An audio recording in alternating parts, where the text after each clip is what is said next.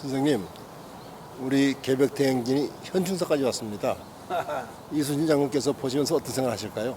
이곳은 우선 제가 자라난 곳에서 멀지 않기 때문에 진짜 어렸을 때부터 왔다 갔다 했고, 이 현충사가 이렇게 크게 이제 박정희 대통령에 의해서 이렇게 크게 조성되기 이전에 저 조그만 사당 하나 있었고 그 옆에 뭐 초가집 하나 있었고 뭐 그랬던 느낌이었거든요. 근데 하여튼 이순신이라는 역사적 인물을 이렇게 우리가 대접할 만한 충분한 이유가 있죠.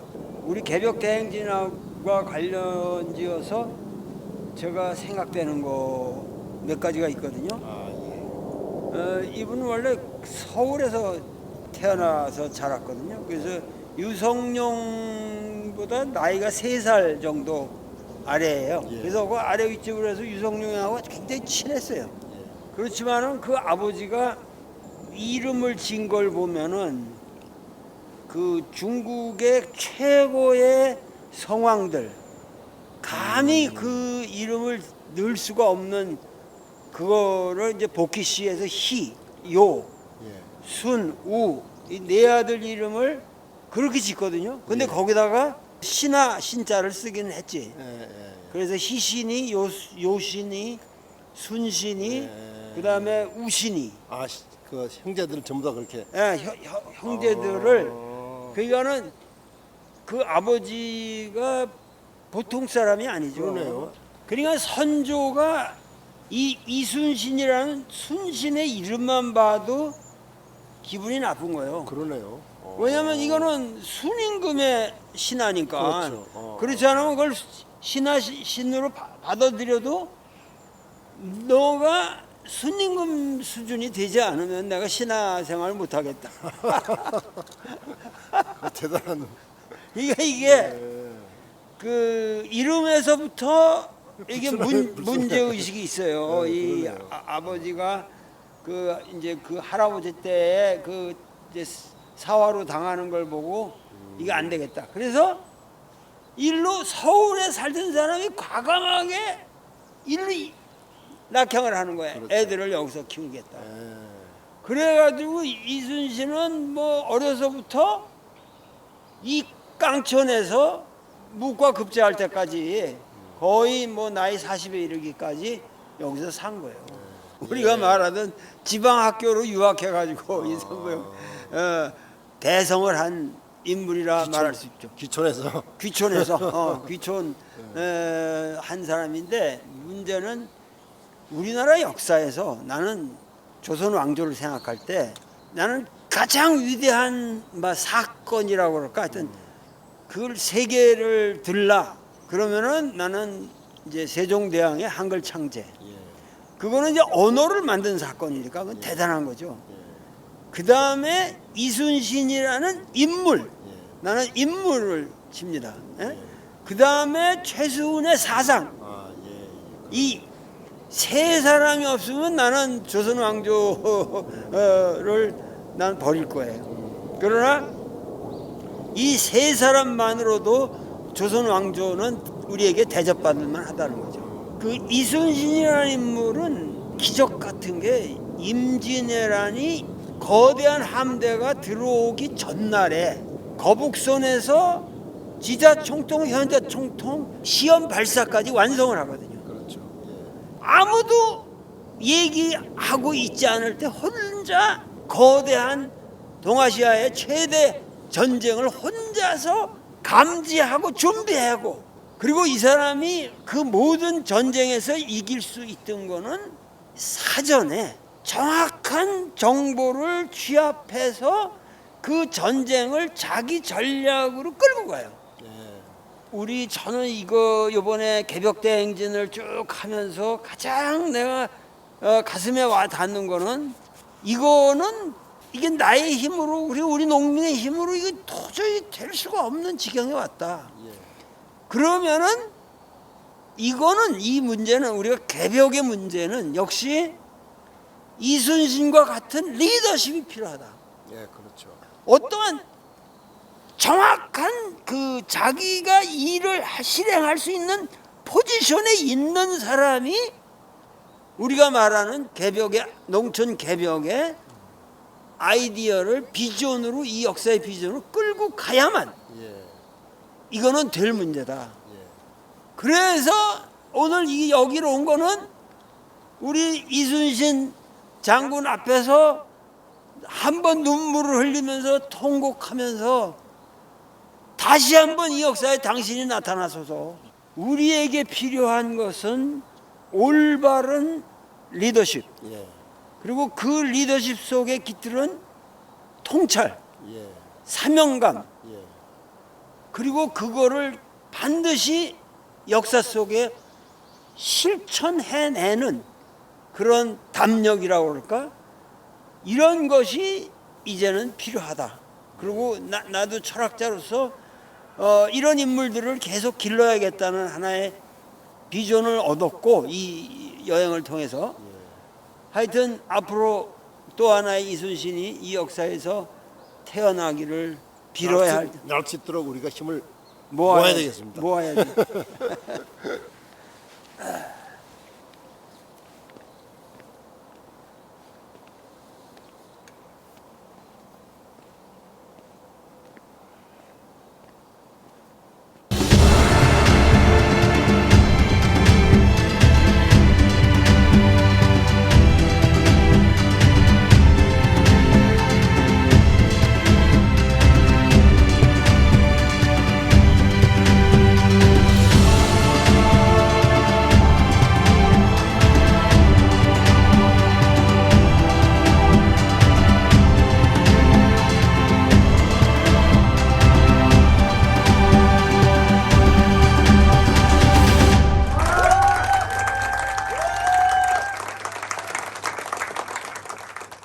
역시 제 고향에 왔다고 하는 느낌이 듭니다. 안온하고 사람도 많이 오셨고 아주 분위기가 아름답습니다. 그래서 내가 간단하게 그동안 배운 거를 가지고 간단하게만 말씀드리겠습니다. 우선 농촌 문제는 농촌 사람들의 문제인 것처럼 생각하는 것이 가장 큰 문제죠.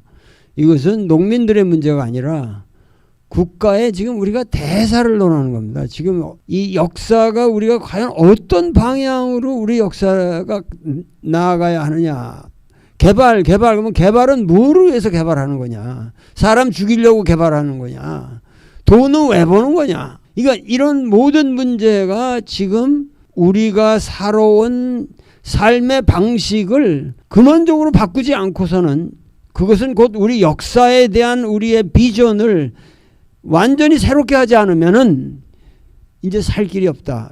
저는 상당히 이 농촌 개벽 운동을 하러 다니기 전에는 우리나라가 그나마 영어로 말하면 옵티멀 컨디션이라고 그러는데 모든 문명의 발전 수준에 있어서 미국같이 그렇게 난잡하지는 않고 적당한 선에서 최적의 문명의 혜택을 누릴 수 있는 그런 단계에 우리가 있다라고 자부를 했는데 요번 이거를 하면서 이 행진을 하면서 완전히 제 생각이 바뀌었습니다. 이 한국은 잘못된 나라다.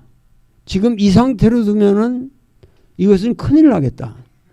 근데 이거를 지금 여러분이 고치겠어요? 내가 고치겠어요? 물론 여러분하고 나하고 좀 고치자고 여기 앉아 있는 거예요. 그런데 고칠 길이 없어요. 이 자본의 행포 앞에서 모든 것이 자본의 노예가 되거든요. 자본주도 자기가 주인으로 돈을 버는 게 아니에요. 그놈의 새끼들도 전부 돈의 노예가 돼서 자본에 종속된 형태로 그 삶이 운영되고 있는 거지. 걔들이 뭐 행복해서 그 모든 사람이 지금 잘못되어 가고 있어요. 모든 것이 우리의 문제를 해결하기 위해서는 이순신이 다시 태어난다. 이순신이 와야 된다.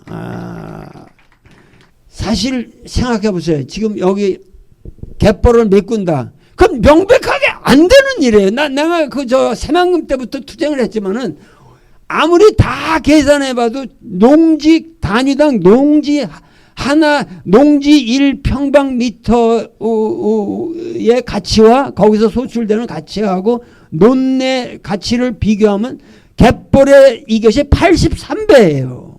그 83분의 1로 돌아가는 거를 지금 발전이라고 말이 됩니까 이거? 그러면 그런 짓을 하는 놈들은 나는 가서 정말 그냥 꽃게를 들고서 그냥 다 그냥 쳐버려야 돼. 생각해보세요. 지금 우리를 살고 있는 이 시대의 자본들이 우리를 자본화하고 식민지화하고 자국 인민들을 인민들을 노예화하고 식민지화하고 이게 말이 됩니까 지금 이런 내가 고향에 와가지고 큰 소리를 치는 내가 이런 정말 이런 얼마나 내가 울분이 터지고 울분이면 내가 다시 독립투사로 나설까 이런 생각밖에 안 들어요 지금. 그래서 이순신을 배출한 이 아산 땅에서 오늘 열리는 민회에서는 여러분들이 좀 용감하게 아주 속에 있는 얘기 좀 시원하게 좀 해주시면 좋겠고 나보다도 박 선생님이 난 이 양반 보면 말해 이 양반 보면은 정말 존경스러워요. 왜냐하면 같이 생기면서도 그렇지만은 이렇게 어려운 문제를 평생 농촌 경제학이라는 걸 해가지고 이렇게 평생 이 문제를 가지고 이렇게 고민하며 사시는 건데 정말 앞으로 이런 분이 새로운 이 경제학 이것이 막스 경제학을 뛰어넘는 새로운 소빈 경제학이야. 소빈 경제학. 이 양반이 저 호가 소빈이야. 소빈이라는 거는 힐소자에다가 빈은 이 암컷 빈자, 이 노자의 빈이라고 하는 게 이 땅 대지를 말해요. 근데 이게 하얀 땅이라는 거면 백이민족의 땅이니까. 그래서 내가 소진으로 지어드렸어. 소빈. 저 소빈 박진도고. 제가 이제 말씀드릴까요? 예. 저기 우리 도월 선생님께서 고향에 오셔가지고 너무 좋으셔서 평소에 이렇게 길게 말씀 안 하셨거든요. 뭐 저기 고향에 오신 걸로 우리가 봐드려야죠. 예, 한번 박수 한번. 근데 우리 도월 선생님께서 고향에 오셨다 그러는데 사실 일찍 떠나셨잖아요. 고등학교 3학년까지는 여기 살았죠. 그렇죠. 그러면 한 기초통학을 하고 그랬으니까. 한 18년. 그럼 나는 여기 천안 사람이에요. 그러시죠. 충청도 토백이야 나는. 예. 여기서 태어났으니까. 예. 근데 제가 충남대학에 35년 근무했습니다. 그 저야말로 사실은 이 충남이 저의 토백이는 아니지만 고향입니다. 지금 18년보다 2배를 제가. 저는 개인적으로는 부모님이 농민이시고 사적으로는 또 이 세상에서 가장 신성한 일이 사람들의 먹을 일을 생산하는 농업이라고 늘 믿고 있고 지금도 똑같이 그렇게 생각을 하고 있습니다. 그런데 아산에 여기저기를 다니다 보면 논밭이 얼마나 귀했는데 그 위에 도로가 들어서고 공장이 들어서고 이런 거를 보면서 지금 아산에 유일하게 갯벌 남아 있는데 그것도 뭐 지금 메꾸겠다는 둥, 항만을 건설하겠다는 둥, 뭐 이런 식으로 되고 있는데요. 개벽 대행진, 무서운 얘기죠. 천지개벽이죠. 오늘 아마 그런 말씀들이 단초가 될 것 같습니다. 예, 정부는 그 경제 유전의 원칙이 달성될 수 있도록 노력해야 된다라고 좀 약하게 써여져. 헌법에 있어요? 헌법에? 예.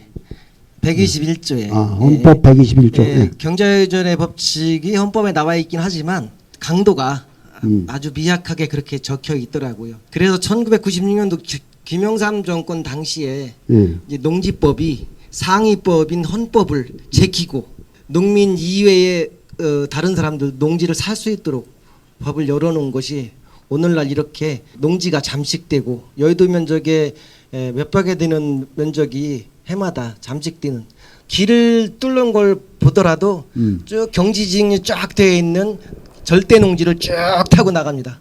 왜 보상가가 싸기 때문에 그렇다고 보는데 어쨌든 그렇게 해서 이 아산이라는 땅은 현대재벌과 삼성재벌이 점령하는 바람에 그야말로 그 개발의 속도가 타의 추종을 불허하는 그런 속도로 급속도로 발전하고 말았습니다. 개발이 발전이라고 생각하는 사람들이 대부분이 있는 거죠. 그래서 지금은 밭 공장 이렇게 사이사이에 끼어 있는 그런 상황으로 아직도 개발이 왕성하게 이루어지고 있습니다. 그 결과 이 지역은 집값이 많이 상승한 지역이라서 새로운 인구 유입이 안 되는, 농촌 인구가 안 되는, 귀농인이 들어오지 않는 비싸서. 예. 그런 지역이 바로 이 아산이라는 땅입니다. 그 산업단지 특례법이라는 게 있어요. 산업단지 특례법이 어떤 법이냐면 예를 들어서 10,000평을 개발하기 위해서 설계를 하면 내 땅인지 남의 땅인지 하여튼 다 구분 없이 지들이 설계를 합니다. 그리고 그 설계도 안에 있는 땅의 50%만 자본이 사들이게 되면 나머지 땅은 수용되는 이런 악법이 이명박 정권 때 만들어진 아주 산업단지 특례법이라는 악법이고, 이렇게 해서 이 아산이라는 지역은 그야말로 개발지상주의가 만들어내서 충남에서 가장 먼저 농업이 종식될지도 모른다는 위협적인 그 지역이 바로 아산이라는 동네입니다.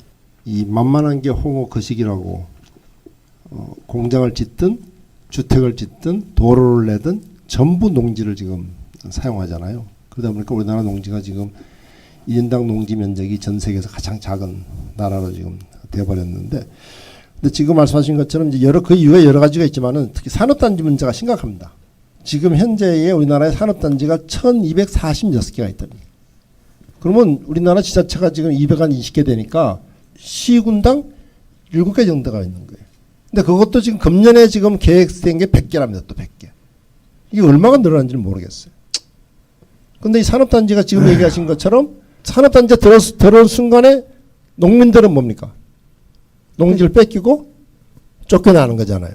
근데 그 산업단지가 아까 얘기한 것처럼 이명박 시대 때에 특례법을 해가지고 시도지사한테 인허가를 주면서 쉽게 만들게 된. 그리고 우리가 지금 이 선생님과 같이 다니면서 그 전국에 가장 많이 그 고통을 호소하는 것 중에 하나가 뭐냐면 산업 폐기물 문제거든요. 산업 폐기물 문제인데 이 산업단지가 아주 나쁜 것이 뭐냐면은 산업단지를 세우면은 거기다가 의무적으로 산업 폐기물 처리장을 만들어야 됩니다. 근데 그건 논리적으로 맞는 얘기죠. 왜 그러냐면은 거기 산업단지 만들면 폐기물이 나오니까 폐기물을 처리하라는 거예요. 그런데 사실은 이 산업 폐기물 처리장이 엄청난 수익이 남는 장사거든요. 그러니까 그 사람들이 자기네들 폐기물 만드는 정도가 아니라 다른 지역에까지 폐기물을 가지고 와서 거기다가 매립하는 정도 된단 말이죠.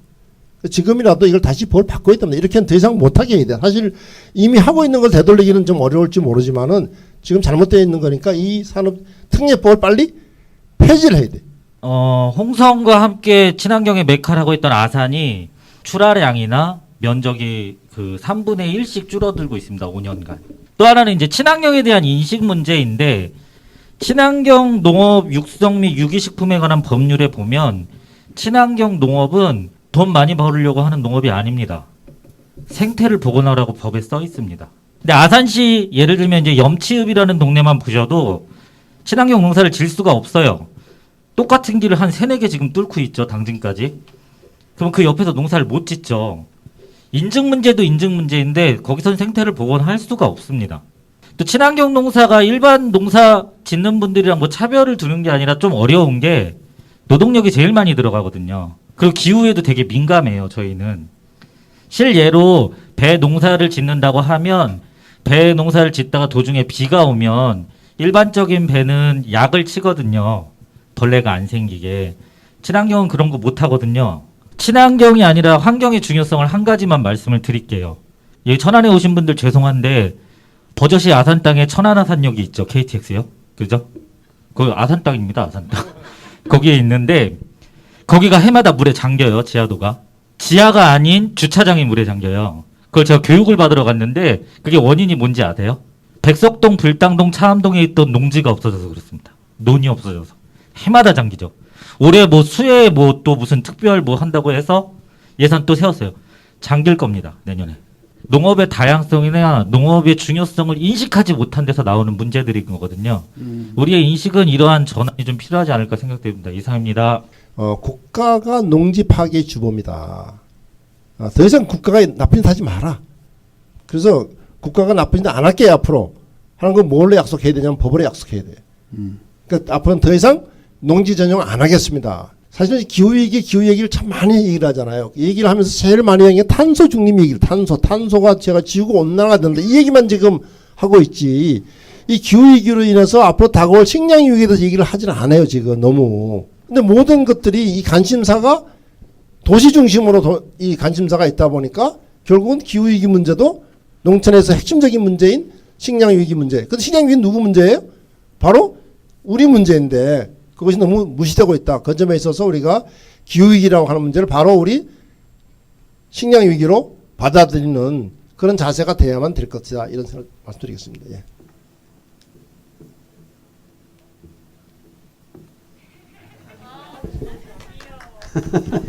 이거 가리질 않으니까 이 채영이 얼굴이 가린다고 그래서 지금 내가 이런 걸 준비해 왔지. 또 고향에 올 때 어릴 때 이런 거 쓰고 다녔어. 자, 그다음에 농촌 공동체, 지역 소멸의 이 위기는 농촌 스스로 이거를 해결해 가야 되는 그런 과제인 것 같습니다. 농촌에 사람이 없다고 하면서 정작 사람에 대한 지원은 없었던 것 같아요. 건물만 덜렁 지어놓고 정말 그 안에서 같이 활동할 수 있는 그런 활동가를 지원하는 그런 정책은 없습니다.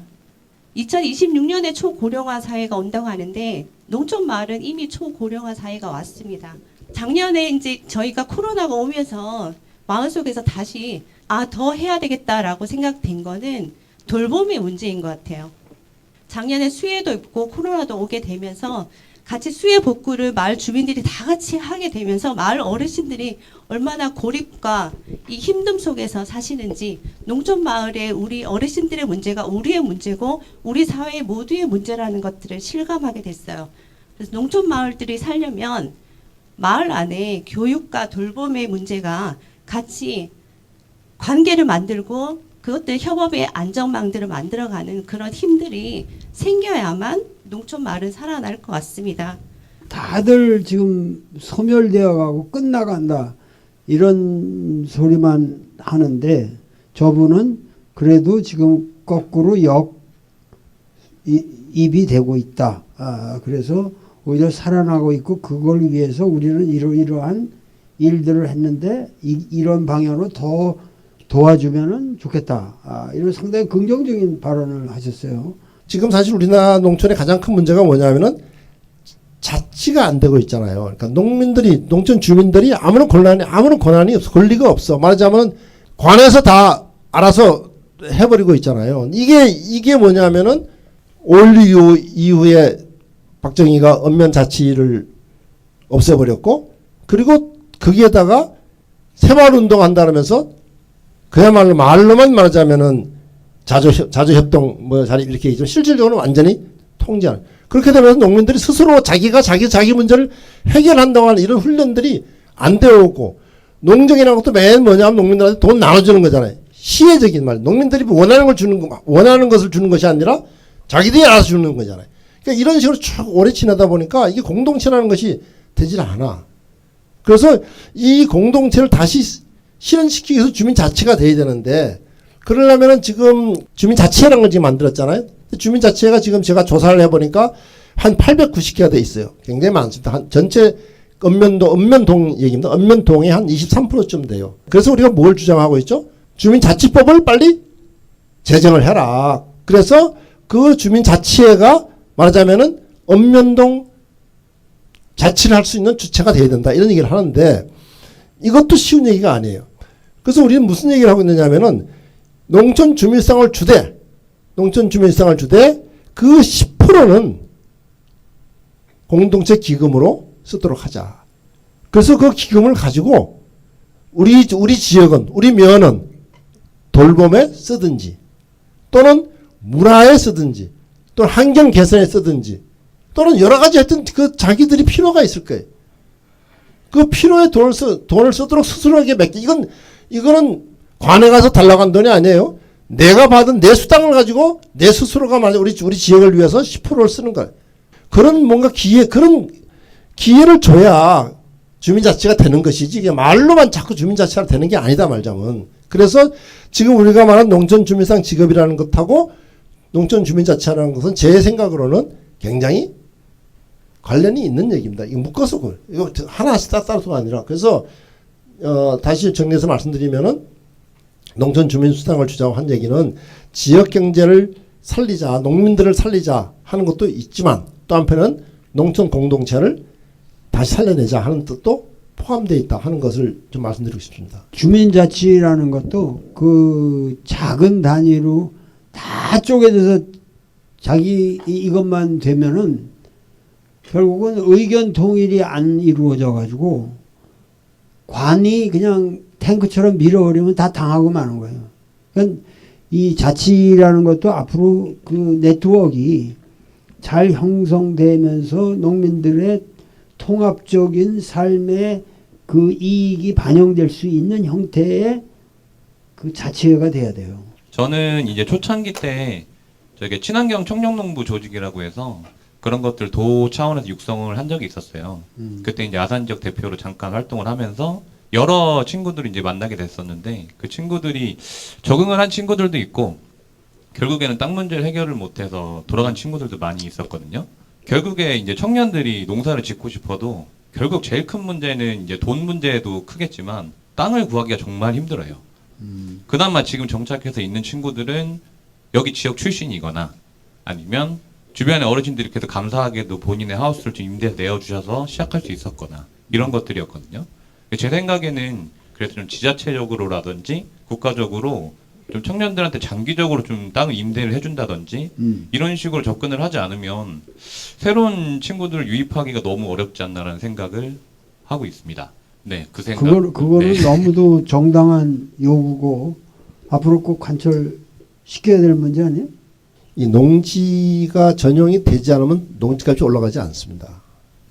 그렇죠? 그러니까 농지가 전용되기 때문에 농지값이 올라가서 농민들의 땅을 사기도 어렵고 또 새로 기농하기도 어려운 거거든요. 그래서 첫째로는 어쨌든 농지 전용을 더 이상은 못하게 막아야 된다는 말씀을 꼭 드리고 싶고요. 전국의 농지 토지에 대한 농지와 토지에 대한 전수조사를 하자. 전수조사를 해서 누가 그 땅을 어떻게 이용하고 있는지를 파악을 하고, 그래서 제가 드리고 싶은 말씀은 쉬운 얘기는 아니지만 우리가 개벽하자는 얘기지. 개벽하자는 얘기니까 결국은 농지 전수조사를 해서 농민이 농사 짓지 않는 땅 전체에 대해서는 국가가 확실하게 임차를 설정을 하고 그리고 거기에 대해 장기적으로 농사 지을 수 있도록 권리를 부여하는 이런 방식으로 한다면 좀 도움이 되지 않을까 싶습니다. 지자체에서도 땅의 현황을 정확하게 조사를 해서 어느 땅이 어떻게 누구에게 가 있고 어떤 식으로 활용되고 있다는 거를 정확하게 조사를 우선 해서 그걸 효율적으로 어떻게 청년들이 들어올 때 이게 이렇게 할당해 주고 이걸 빌려줄 수 있냐 이런 것들이 나올 텐데 그 조사도 못하게 한다는 거예요. 지금 갖고 있는 사람들이 불법적으로 그 갖고 있는 사람이 너무 많고, 그러니까 이 조사라는 게 이 정조 시대 때부터 영정조 조선 왕조 때부터 땅 현황을 조사하자, 이게 정조가 주장하는데 정조도 못했어요. 그거 뭐 말할 거 없죠 지금도. 그러니까는 이런 문제도 우리가 해결해 나가야 할 문제다. 박진도 교수님 아까 좀 약하게 말씀을 하셔가지고 좀 강력하게 개벽을 하자고 하는 자리이고, 그 농지 문제 정확하게 해결이 되지 않으면 농업농촌의 문제가 해결이 안 된다고 저는 생각을 하는 문제이기 때문에 그냥 밋밋하게 이야기해서 이렇게 그러니까 해결이 될 수 있는 문제는 아니라고 생각을 합니다. 그러니까 원래 그 조선 왕조가 개창되는 과정에서 고려가 망하고 그 조선 왕조가 들어서는 과정에서 그게 왜 그렇게 됐냐면 정도전이라는 사람이 경자유전의 농지 개혁을 내걸었기 때문에 사람들이 그 혁명을 인정한 거예요. 제가 말씀드린 것도 개벽이에요. 왜냐하면 농지 전수조사해서 농민이 가지고 있지 않은 땅을 그것은 앞으로 농민만이 농사 짓도록 하겠다. 그리고 그 농사 짓도록 하고 임차료도 대폭 낮춰서 하겠다. 이것도 사실은 엄청난 개벽입니다. 만약 그것만 된다 하더라도 저는 우리 농민들 좋아할 것 같아요. 그리고 아까 얘기한 것처럼 직불금 다 받아갈 수 있고 그렇잖아요. 지금 화가 나는 거 아니에요 지금. 그러니까 제가 얘기한 대로 한다면은 직불금 다 받을 수 있고 그래서 그런 방향을 얘기 드린 거고요. 더 좋은 방법은 같이 고민해 봅시다. 예, 알겠습니다. 여기 아산 분들이 옛날부터 여기 참 양반 동네예요 여기가. 말씀들을 아주 잘하시네. 차분하게. 안녕하십니까. 저는 아산 시민은 아니고 당진 시민입니다. 당진도 양반 동네예요. 아산보다 낫죠. 아까 그 박진도 선생님이 말씀하시다 말았는데 결국 우리 농촌이 사는 방법은 가족농이 확산되는 거거든요. 그렇죠. 근데 현재는 가족농이 확산될 수 없는 조건으로 자꾸 농정이 이루어지고 있습니다. 그 좋은 말씀이에요. 그래서 저는 국가가 아니면은 농사 지을 수 없는 그런 분들의 땅을 임차를 한다든가 수용을 한다든가 하는 방법으로 귀촌하는 연령이 보통 60대가 넘잖아요. 그것을 10년 정도 끌어내리면은 가족농을 확대하는 유력한 방법이라고 저는 생각을 합니다. 가족농이 확대되고 가족농이 확산됨으로써 우리 농촌을 살릴 수 있는 방법이 되지 않을까. 그런 말씀이고요. 또 하나는 외국인들에 대해서 농사를 지을 수 있게끔 뭐 농업 이민을 받아야 된다고 말씀하셨는데 그 문제에 대해서는 해결 방법이 또 있습니다. 제가 그 고려인 동포 정착 지원 사업을 하는데 고려인 동포의 특징이 뭐냐면은 농업에 있습니다. 러시아든 소련이 됐든 여기서 우리 고려인들이 농업으로 성공한 그런 그 DNA가 있잖아요. 근데 이 사람들이 한국에 다시 고국에 들어와가지고 정착하려고 하는데 그 과정에서 이분들은 공장에 다니고 있습니다. 우연히 대화를 해보니까 자기는 공장 다니는 게 스트레스 받고 힘들다고 합니다. 농사를 짓고 싶다고 그렇게 얘기를 해요. 그래서 이렇게 그 고려인 동포들이 농사 짓기를 원하고 그렇게 해서 농촌에서 정착하기를 원하는 분들에 대해서 그거를 좀 우리 그 개벽 대행진을 통해 가지고 이렇게 그 농촌을 살리고 고려인도 한국 사회에 안정적으로 정착할 수 있는 계기를 마련하면 얼마나 좋을까 하는 말씀을 드리겠습니다. 감사합니다. 네, 상당히 건강한 대안을 말씀하셨는데 이거 어떻게 해결하죠 앞으로 농촌 일손 문제를? 정말 농촌에서는 심각한 문제인데 이게 외국인 노동자로 해결될 일도 또 아니에요. 사실 외국인 노동자들을 뭐 저는 또 그렇게 얘기하죠. 외국인 노동자들이 아니라 앞으로 외국인 노동자들이 한국에 와서 농민으로 살 수 있도록 해야 된다. 이렇게 적극적인 생각을 가지고 있는 사람인데 그것까지는 좀 시간이 걸릴 거란 말이에요. 그런데 의외로 도시에는 또 사실은 또 일손이 많이 남잖아요. 또 도시 분들을 농촌 노동력으로 제대로 교육시키고 그리고 그 사람들이 일을 할 수 있도록 하는 그리고 제대로 대우도 하고 하는 이렇게 뭔가 방법을 고민해야 되지 않을까. 막연하게 지금 우리가 계속 부족합니다. 외국인 노동자가 안 들어와서 안 됩니다. 이렇게 해서 해결될 일이 아니다 말이죠. 그래서 도시와 농촌이 상생할 수 있는 방법으로 뭔가 노동력 문제를 해결할 수 있는 방안을 좀 찾아야 좋지 않겠는가. 근데 우리나라가 말이에요. 우리나라가 이게 너무 잘 사는 건지 뭐 왜 그렇게 이 노동이라든가 이런 것들이 최선을 다해서 뭔가 그 노동의 기쁨을 느끼면서 살아가는 뭐가 그런 이제 지금 말씀드린 교육도 필요하고 분명히 이게 뭔가 이 자체 내에서 이 문명을 우리가 유지한다는 게 우리 자체의 노동력이 있어야 그 문명이 유지되는 건데 전체가 지금 이상하거든요. 그러니까는 참 앞으로 이 그게 이제 우리나라 사람들의 이 도덕성과 이 모든 삶의 모든 거 걸리는 문제인데, 이게 농촌에 와서 기여한다고 하는 것이 뭐 지금 이렇게 귀농을 안 한다고 할지라도 그 귀촌에서 노동을 해본다든가 이런 본격적으로 그런 게 교육되고 그런 뭐가 서큘레이션 순환이 이루어질 수 있도록 됐으면 좋겠습니다. 하여튼 최선을 다해서 그런 것도 우리가 고민해봐야 할 문제라는 문제의식을 얻었습니다. 사실은 뭐 농민의 생산자 분들 굉장히 중요한데 사실은 소비자로서의 인식 개선도 굉장히 중요하다고 생각이 들어요. 쌀이 쌀 나무에서 나온다라는 표현도 옛날부터 나왔는데 너무 모른다는 거죠. 사실은 소비자들이 마트에 가거나 하면 정말 굉장히 최상품의 당근 뭐 이런 것들을 보면서 그것만이 농사에서 나오는 줄 아는데 실질적으로 되게 못난 것들이 많이 나오잖아요. 이런 부분들도 사실 모르고 있어요. 그래서 이거는 생산자와 소비자 그리고 민과 관이 함께 하면서 좀 같이 이거를 해 나가야 되지 않나라는 생각이 먼저 들고요. 상당히 좋은 말씀인데 그 소비자들의 농산물에 대한 그 인식이 바뀌어야 된다. 사실 이 농촌의 이런 문제들을 듣고 알았다고 생각했는데 오늘 사실 새롭게 안 이야기들도 되게 많거든요.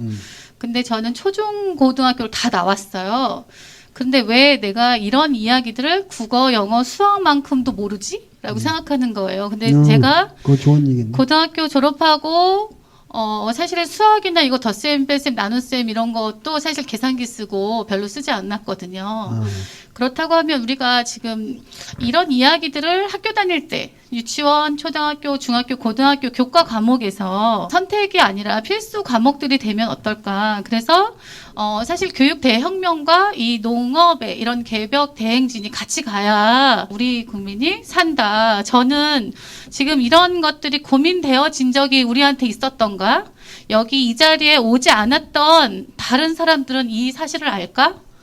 저는 모른다고 생각해요. 그런데 이게 학교에서 정규 과목으로 편성돼서 내 옆에 생명을 살리는 그런 학문이라고 할 수 있는 농업이나 이것들은 배우지 않았지? 이런 것들을 왜 어렸을 때 배우지 않았지? 이런 것들은 삶에 필요가 없었나? 생각해보면 굉장히 필요하다는 거죠. 그래서 우리가 교과 과목의 노동이나 농업이나 기술이나 이런 것들을 선택이 아니라 반드시 필요한 정규 교과로 해줬으면 하는 마음이 있습니다. 사실은 우리가 교육이라는 게 왜 영어 수학 중심의 교육에 평생 우리가 그 영어 못하고 수학 못하면 평생 컴플렉스 나는 열등한 인간이다라는 누명을 쓰고 살잖아요. 근데 영어 수학 못해도 아무 문제 없잖아요. 이거. 그러니까는 우리 때도 지금 저 말씀 들으면 우리 때도 어렸을 때 무슨 사회니 공민이니 뭐 그런 이상한 과목들 나눴어요. 그런 거. 근데 그런 과목을 실제로 우리 삶의 문제들, 농촌의 문제, 우리 삶과 연관되는 그런 거를 가르치는 배움이 이루어져야 되는데 우리 사회에는 여태까지 교육 카리큘럼이 쓸데없는 것만 가르치고 있다. 지금 하신 말씀은 너무도 중요한 말씀인 것 같아요. 이 농촌의 현실을 이러이러한 문제가 있다. 이런 것만 알려주기만 해도 젊은 마음에 자기 인생 설계할 때 나는 농촌을 위해서 한번 이런 일을 해보겠다. 이런 농촌 운동가들이 나올 수 있는 그런 포부를 길러줄 수 있지 않을까. 저도 시골 가서 농사를 좀 지어볼까 이런 생각이 있거든요. 근데 지금 이 나이 먹도록 아까 저 선생님 말씀하셨지만 농사에 대한 거를 한 번도 뭐 학교에서 교육 받아본 적도 없고 옆에서 본 적도 없고 해가지고 마음은 있는데 굉장히 엄두가 안 나는 거예요. 그런데다가 주변에 뭐 뉴스나 이런 데 보면은 농촌이 죽어가고 있다 그러고 농촌이 다 고령화되고 있고 지방이 소멸된다고 그러고 그러니까 지금 내가 이 나이에 농업에 뛰어들어서 과연 내 미래가 어떻게 될지 굉장히 불안하기 때문에 쉽게 뛰어들 수 없는 문제가 있거든요. 그래서 지금 말씀하시는 거 들어보니까 뭐 농민 수당도 보장이 되고 그 임차할 수 있는 어떤 그런 것도 제도적으로 넓어진다면 지금 제 이 나이에도 얼마든지 앞으로 농촌에 들어가서 한 10년, 20년은 얼마든지 농업 쪽에 좀 희망을 걸고 뭔가를 해볼 수 있는 그런 희망이 생기거든요. 선생님들께서 진짜 어떻게 법을 어떻게 바꿀 수 있거나 악법을 고칠 수 있거나 지금 어떻게 진짜 좀 어느 정도까지 진척되는지도 궁금하고요. 저희 진짜 밀어 드릴게요. 진짜 어떻게 좀 진척을 시켜 주십시오. 우리 미래 세대들도 농촌을 살려야지 다 같이 살 수 있잖아요. 좀 모두가 공감하고 있는 문제라고 보거든요. 정말 부탁드립니다. 쌀값을 물가 상승분에만큼만이라도 인상해 놓은 거를 법제화 시켜달라는 거예요. 저는 왜 하락을 하니까 풍년들만 하락하고 흉년들은 상승을 해요. 그럼 우리 농민들이 예를 들어서 흉년 들으면은 쌀값이 올라가서 예를 들어 500만 원 벌잖아요. 그럼 풍년 들으면은 그만큼 소득이 올라가야 되는데 올해 뒷바꾸야. 소득이 줄어요. 풍년 들으면은. 그런 실정이니까 쌀값을 법적으로 물가 상승분에 따라서 인상을 해달라 해마다 대통령께서 그렇게 해달라는 거지. 제가 대통령을 해야 되겠습니다. 그렇죠? 근데 이게 중요해 뭐냐면은 새로운 법을 만드는 것도 중요하지만 있는 법을 지키는 게 중요합니다. 지금 우리 현 법에 의해서 쌀값이 3% 이상 떨어지면은 시장 격리를 의무적으로 하도록 돼 있어요. 법에 의해서. 그거 안 하고 있잖아. 그러니까 그걸 안 하고 있는데 쌀값을 올려달라는 얘기하면 소용없어. 그러니까 지금은 어쨌든 간에 참 안타까운 일이 그런 거예요. 나라가 법을 정해놓고 지키지 않으면 누가 지키냐 말이야. 우리 백성들 얼마나 잘 지켜요. 마스크 써라 마스크 쓰고 백신 맞으라 백신 맞고 얼마나 잘 지켜. 근데 그걸 하는 나라는 안 지키네. 그래서 제가 드리신 말씀은 쌀값을 지금 떨어져 농민들이 그렇게 많잖아요. 지금 한 10%까지 지금 떨어진 것 같거든요. 농민들 큰일이지. 큰일인데 그러면은 법에 3% 이상 떨어지면은 시장 격리를 통해서 쌀값을 안정시켜야 된다. 이렇게 돼 있거든. 그럼 그걸 해야지. 그거 어떻게 해야 돼? 안 하는 걸. 어쨌든 네, 그래서 제가 드린 말씀은 법을 새로 만드는 것도 중요하지만 있는 법을 하여간 지키도록 해야 되고 그 법을 안 지키면 내가 늘 한 얘기인데 곤장을 쳐야 돼. 곤장을. 에? 곤장을 쳐서 그래 법을 지키게 해야지. 어떻게 해서든지 지금 이러한 법제적인 개혁을 우리가 말하는 개혁을 성취하기 위해서는 차기 대통령이 이러한 문제에 대해서 포괄적인 비전을 가진 사람이래야 그나마 희망이 있다. 그것을 위해서 그야말로 박진도 선생님이 그야말로 열심히 뛰고 계시고 그래서 모든 걸 기획하고 있고 나는 사실은 그 기획을 도와드리는 입장인데 지금 우리 농민의 문제를 개만도 못하게 생각해요. 이 문자 그대로 왜 강아지 기르는 거 애완견 기르는 거 애완견의 인권을 얘기하고 있는 나라예요. 지금 이게 애완견에게 어떤 복지를 하느냐 그걸 입법하자. 지금 이런 문제만큼도 지금 농민의 문제가 의제로 안 올라와요. 이 정치인들의 마인드에서는 애완견에 정확하게 어떤 정책을 내놓으면은 표를 와장창 긁을 수 있다. 지금 이 현실이에요. 이거 내가 틀려요? 이거는 정말 잘못된 거죠. 그러니까 이거를 이런 그 인식 구조를 고친다고 하는 문제가 얼마나 어려운 문제인가. 박진도 선생님의 말씀은 뭔가 구체적이고 더 그 실질적인 문제를 말씀하시는 거예요. 이게 그러니까 너무 농촌 문제들 이념적으로 접근해서는 우리가 안 되고 구체적으로 실질적인 효과를 낼 수 있는 방향으로 앞으로 여러 가지로 방안을 구상해서 실현을 시켜야겠다. 우리 도물 선생님께서 정말 세계적인 철학자시잖아요. 그러니까 이런 분이 농촌 문제에 관심을 갖고 이렇게 2달 동안 돌아다닌다는 건 보통 일이 아닌데 내가 그저께 말씀 들어보니까 뭐 미국인가 어디 저 기자하고 인터뷰를 했는데 우리가 이 하는 것을 알고 세상에 그런 일이 있을 수 있느냐 뭐 그런 얘기를 했다고 그래요. 저는 유럽에서도 꿈이래 꿈. 네, 이런 거 글쎄. 한번 해봤으면 좋겠는데 아무도 이거 오가나이즈 할 수 없고 글쎄요. 당신 같은 철학자가 그런 농민들의 소리를 반영하는 그런 프로그램은 없다. 이건 너무 획기적이다 그거예요. 그저께 제가 또 일본 또 기자 인터뷰도 했기 때문에 아마 전 세계적으로 우리 대행진이 소개가 될 것 같은데 사실 뭐 저가쌤들 그런 얘기 하시는데 이 개벽이 언젠가 뭐 모르는 사이에 찾아온다. 그런데 그냥 찾아오는 것이 아니라 우리가 동기일체가 돼서 노력을 해야 찾아온다. 이런 말씀 늘 하셨거든요. 그럼 그 말씀 한번 좀 더 해주시고 말씀하시죠.